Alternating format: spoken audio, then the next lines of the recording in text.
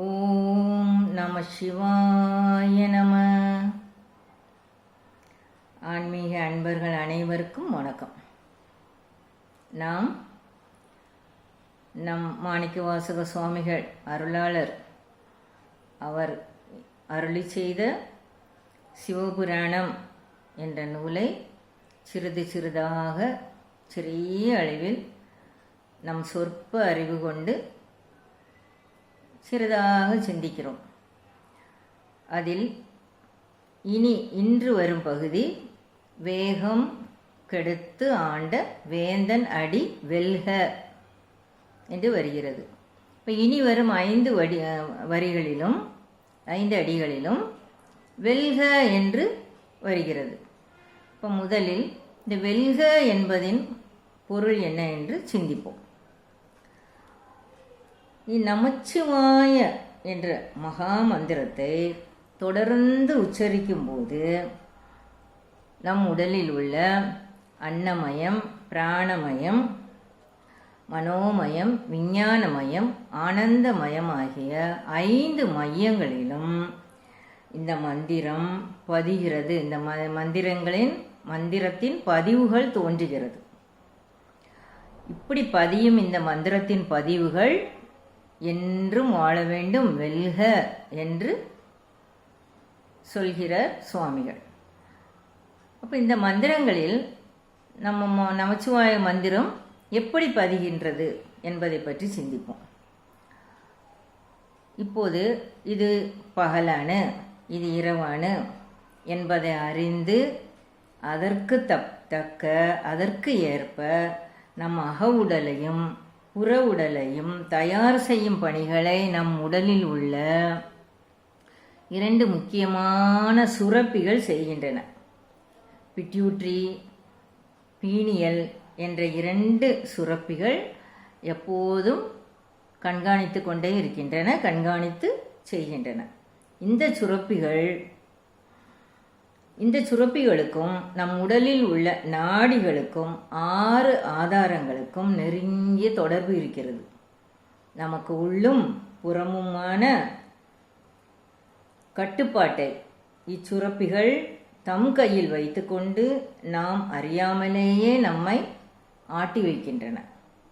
தொடர்ந்து மகாமந்திரம் உச்சரிக்கும் போது இந்த சுரப்பிகளாகிய உள் உறுப்புகள் கட்டுப்பட்டு 5 மையங்களிலும் மகாமந்திரத்தின் பதிவுகள் பதிகின்றன.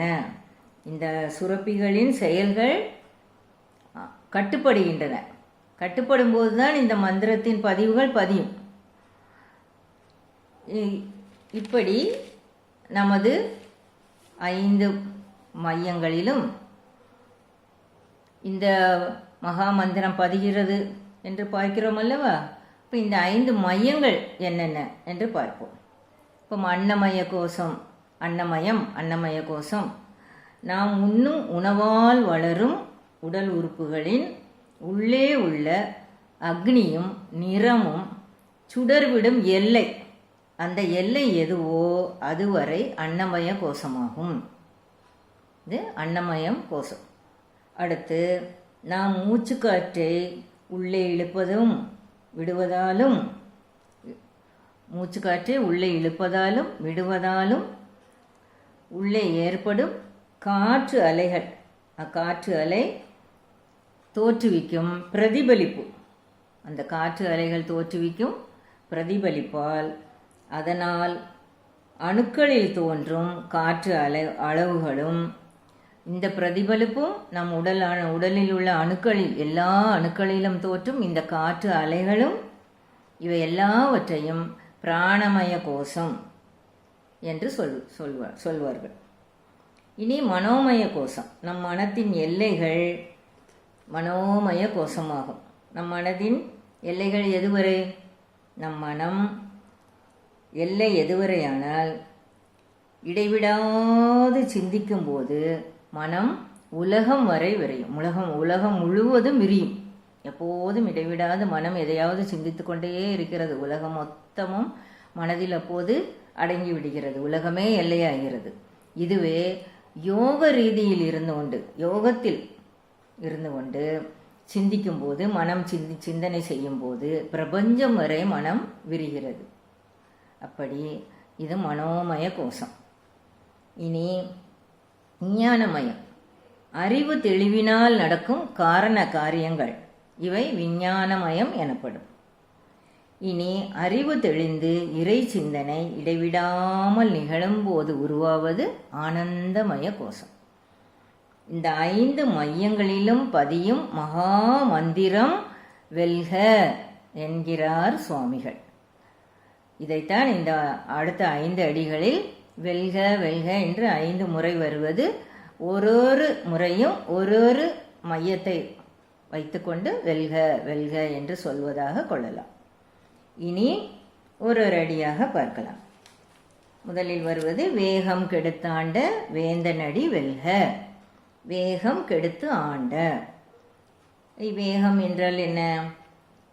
உயிர்களின் இயற்கை தன்மையாகிய ஆணவ மலம். இந்த ஆணவ மலத்தால் உயிர்கள் வேகம் அடைகின்றன. வேகம் என்றால் என்ன? அகங்காரம், மமகாரம், இது மனதில் உருவாகிறது. இதுதான் வேகம். இந்த வேகம் உயிர்களுக்கு தீமை விளைவிப்பன, தீமையாகிறது. உயிர்களுக்கு தீமையானது இந்த வேகம். இந்த வேகத்தை கெடுக்காவிட்டால் விபரீதம் உண்டாகும். இந்த வேகத்தை எப்படி கெடுப்பது? இதை வேறு ஒரு உபாயத்தால் மாற்ற வேண்டும். எப்படி மாற்ற வேண்டும்? வேகம் என்பது சித்த விருத்தியினால் வருவது. வேகத்தை கெடுத்தால் இந்த சித்த விருத்தி அமைதி பெறும். சித்த விருத்தி என்றால் என்ன? மனம் ஓயாத அங்கும் இங்கும் அலைவது சித்த விருத்தி. இந்த மன ஓட்டத்தை குறைத்து சித்த விருத்தியை அமைதி பெற செய்வதுதான் கெடுத்தல் என்பதாகும். ஆண்ட என்றால் உயிர்களுக்கு தீமையை தரும் வேகத்தை கெடுத்து அவைகளை நன்மை தருபவைகளாக மாற்ற முடியும். இப்படி மாற்றி அவைகளை ஆள்வது ஆண்ட. இப்படி வெற்றிகரமாக மாற்றி ஆள்வதையே ஆண்ட என்கிறார். சரி, இதை யார் மாற்றி ஆள்வது? இதில் நமது முயற்சி சிறிய அளவு தொடங்கியாலே போதும். உயிர்கள் 1 மடங்கு முயற்சி எடுத்தால் இறைவன் பல மடங்கு எடுப்பார். உயிர்களுக்காக வேண்டி பல மடங்கு எடுப்பார். நாம் 1 அடி எடுத்து வைத்தால் இறைவன் பல அடி நம்மை நோக்கி எடுத்து வைப்பார் என்று பெரியோர்கள் சொல்கிறார்கள் அல்லவா?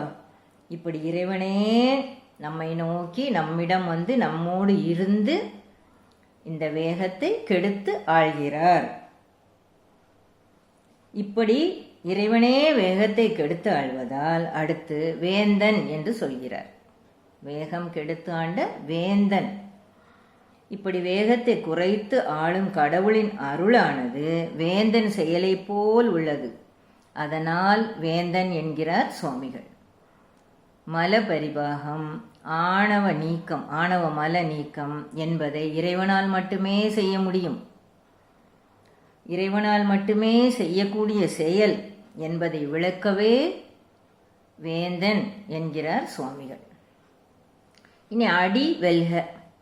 வேகம் என்கிற ஆணவ மலமாகிய அகங்காரம் நம் மூலாதாரத்தில் அடிவேராக இருக்கிறது. அடிவேராக உள்ள கெட்டு பந்தித்து வைத்திருக்கிறது. நம்முடைய மூலாதாரத்தில் இருக்கிற மூலாதார மையத்தை கெட்டி வைத்திருக்கிறது. அடிவேராக இருந்து இருக்கிறது. இப்படி மூலாதாரம் என்பது அன்னமயமாகும். வேகம் கெடுப்பது என்பது ஆணவ மலத்தை அடிவேரோடு பறித்து எடுப்பது. இப்படி நம் அகங்காரத்தை அகற்றி ஆண்ட இறைவனின் திருவடியாகிய அருள் அன்னமய கோஷத்தில் பதிந்து வெல்லட்டும் என்கிறார் சுவாமிகள். வேகம் கெடுத்து ஆண்ட வேந்தனடி வெல்க. ஓம் நமச்சிவாய. வெற்றிவேல் முருகனுக்கு அரோகரா.